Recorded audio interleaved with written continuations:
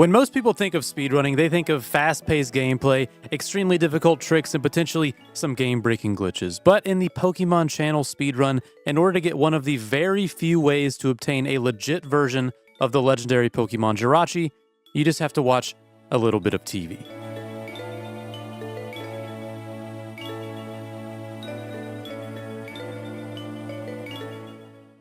Pokemon Channel was released in Japan on July 18th of 2003, and it was not a very well-selling title for Pokemon at all, and it was also not a very well-received title either, averaging reviews at around a 5 out of 10, but I personally think it has a little bit of charm, and unlike most speedruns where the main goal is to try for world record, the Pokemon Channel speedrun has the added bonus of giving you a Jirachi upon completion, and for those daring enough to try, an opportunity at getting one that is shiny. And for those that aren't familiar with shiny Pokemon, typically shiny Pokemon have a 1 out of 8,192 chance of being a different color, and for this reason are very sought after. Within most of the games, there are ways to make these chances much higher by various means, but in this situation, there are not. Another thing is that this Jirachi was supposed to be unable to be shiny, but due to a bug in how the shiny check was written, it's actually possible to get in its shiny form. And on top of that, unlike most other legendary shiny hunts, you can't just check to see if the Jirachi is shiny, reset the game, and try again, as this Pokemon has to be transferred over to the mainline series and immediately saved. Meaning in order to actually obtain this shiny Jirachi, you have to complete Pokemon Channel over and over and over again. And if you just so want to probably be the first person to ever get this shiny without any manipulation, here's how to shave off as much time as possible. To add to the strangeness of Pokemon Channel, the run starts off with you watching an episode of the Pokemon anime called Pichu Bros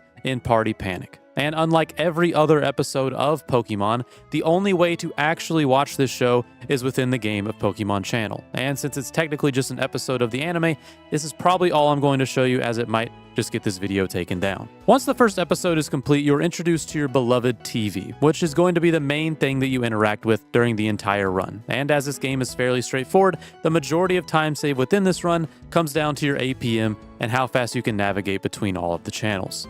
The first section, you talk to Professor Oak, who gives you a rundown of what he needs you for, which is basically becoming a beta tester for some new TV shows. You are then greeted by Pikachu, who also really wants to watch the TV, and then you have to test out some of the channels. But luckily for us, checking out some of the channels can actually just be bypassed by constantly flipping to the channel and immediately exiting out the second the channel loads. For the quiz and fitness channels, they don't actually have to load in, and once the green text showing the channel name shows up, it can be exited and re-entered once again. And after entering each channel 9 and 7 times respectively, you can move on to the shop channel. The shop channel is just like the show QVC in Pokemon form. You have Squirtle showing off some cool new products, and after getting a very good view of this fancy new binder, you can buy it, gain your free pack of Pokemon cards, and head to the news station. Once opening the next channel, you will get a notification that your binder has been delivered by Delibird, and after opening and admiring, it's back to the TV. And once watching all of the channels with something new on them, the Smeargle 2 paint system will get delivered by a Magnemite, which is used to paint over the programs that you can watch on the TV. So once getting Smeargle, you can watch the next episode of the anime and begin to paint. But as all you have to do is just open the painting software, you can immediately skip out the second it opens. Professor Oak then seems concerned that you have a wild Pikachu just sitting in your room watching your TV, and then Pikachu proceeds to thunderbolt your brand new television, which then prompts some Magnemites to deliver you an old one, ending off day 1. As beating this game requires you to go through multiple days of new channels every day, with each set of channels resetting at 5 a.m. the following morning, a decent amount of time save is done from resetting the GameCube and quickly resetting the game clock to the following day, which can be done just by turning off and on the GameCube, holding the A button so that the game is not loaded up, and instead the settings is loaded, then navigating to the calendar and moving the day forward 1 year, as is the fastest option when modifying the calendar. In day 2, you get a replacement TV, and then you watch the second episode of the anime, which in this episode, you can actually just skip the first part if you change the channel right when the audio cuts out. You can then go to the weather channel for the weather report, which just so happens to have a Slowpoke as the newscaster, and he just so happens to take a decent amount of time to show off the weather. But this takes about the same amount of time no matter what. You then navigate through the art channel and head back to the anime to finish off the rest of the episode, which ends off day 2.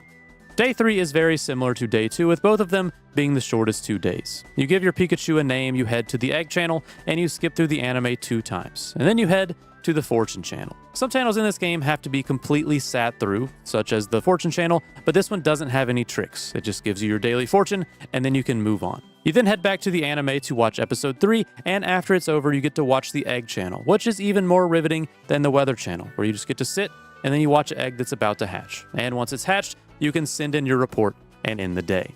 In Pokemon Channel, there is a 100% category, which the world record currently sits at just over 16 hours. And the main thing that separates this run from the any percent is that every single item from the Squirtle shop, as well as every single card from the card packs that you get when purchasing an item, as well as all the other cards which can be obtained from meeting every single Pokemon that is out in the wild, have to be collected. But this is basically the any percent run just being performed over and over and over until every single item is bought and every single Pokemon is encountered. At the start of Day 4, you once again skip through a handful of channels, and then you enter the Quiz Channel with Oddish, which tasks you with guessing whether or not there are an odd amount of oddities. But it doesn't actually matter if you're right or wrong. You can then enter the Mareep Channel to watch the Mareep jump over the fence, and as you can see from just about every channel in this game, there's very little interactivity. Most of the channels you just watch until they're over, or you can just completely skip them entirely. And for the speedrun's sake, most of the skill just comes from how quickly and accurately you can navigate between the channels and complete each cutscene. Other than that, just knowing the exact route as well as where in each channel you can skip out of, it really makes or breaks how quickly each day can be completed. The rest of Day 4 is similar to before, and once finishing the anime and sending in your report to Professor Oak, the final and actual unique day of the run can start, which actually has other things to do than just watching TV with your pet Pikachu. At the start of Day 5, we actually get to go outside. You see in the news from Psyduck that the final episode of the anime has gone missing and someone has to find it. So you have to go to Springleaf Field to try and get it back. You talk to a Duskull to get a Dusk Ball, and then if you thought the speedrun couldn't get any more intense, the only RNG section of the run is about to happen. Whenever Pikachu checks the hole next to Duskull to search for a Pokeball, sometimes he will just stand there and not really do anything, or maybe not know where the hole is. But as there isn't really any way to speed this up, it's just totally random when Pikachu will check the hole, and since this game is very optimized and most time saves come from very small optimizations in execution, this tiny RNG section near the basically end of the run can completely end a competitive run. But if Pikachu just so happens to help you out and search the hole immediately, you can find the ball, give it to Duskull, and head back to the backyard. You then go to the front of the house and head to the bus stop to begin your journey to find the lost episode.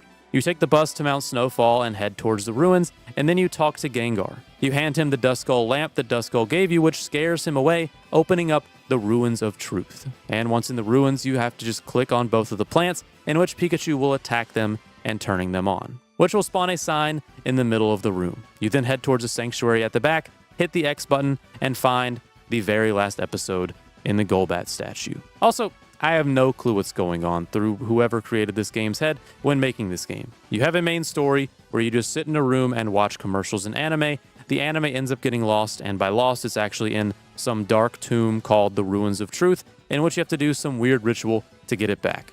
It just doesn't make any sense, and to top it all off, this game released at a $50 price point, and you could say that at least you get the Jirachi at the end of the game, but I also failed to mention that the Jirachi is only available in the PAL version, which was released in Europe and Australia. So if you lived in the States, the only real benefit that you got was you just could buy some fun items from an off-brand QVC, and you got to watch an unreleased anime, which is kind of cool to hide within a game, but maybe not for $50. I personally rented the game from Blockbuster as a child and had fun watching all of the channels, but after the 5 days rotated through all of the channels, it basically left me with nothing, but at least we got this fun picture out of it.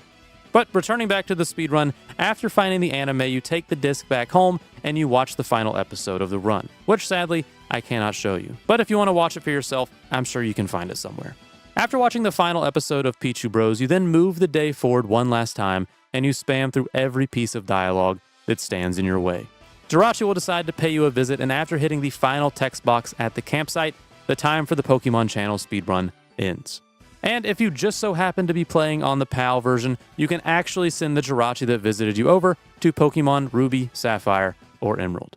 The current world record for this game was completed by Monkey Magic over 6 years ago, and realistically, it's probably as good as this run is going to get. There are small optimizations within moving between the channels, but it isn't really that competitive. and personally is only as interesting as it is due to the strangeness of the game and the actual practicality it can serve to potentially shiny hunt a Jirachi. And when I say practicality, I just mean the possibility. If you were able to beat this game in world record time to shiny hunt this Jirachi, you also have to complete one of the Generation 3 mainline games every single time you want to send one over. And that game is much more difficult to speedrun. But if you somehow became a world-class speedrunner in Pokemon Ruby and Sapphire as well, which that world record currently sits at just under 2 hours, that means every single attempt at finding a shiny Jirachi would take you 2 hours and 40 minutes. And at a 1 out of 8,192 chance, it actually isn't feasible to do, but it doesn't mean that it's impossible. There's actually a way to get this shiny Jirachi with some RNG manipulation, and it is well over my head. But it was created by Blissey, and if you want to go learn about how it actually works, I'll link it in the description down below. Thanks for watching.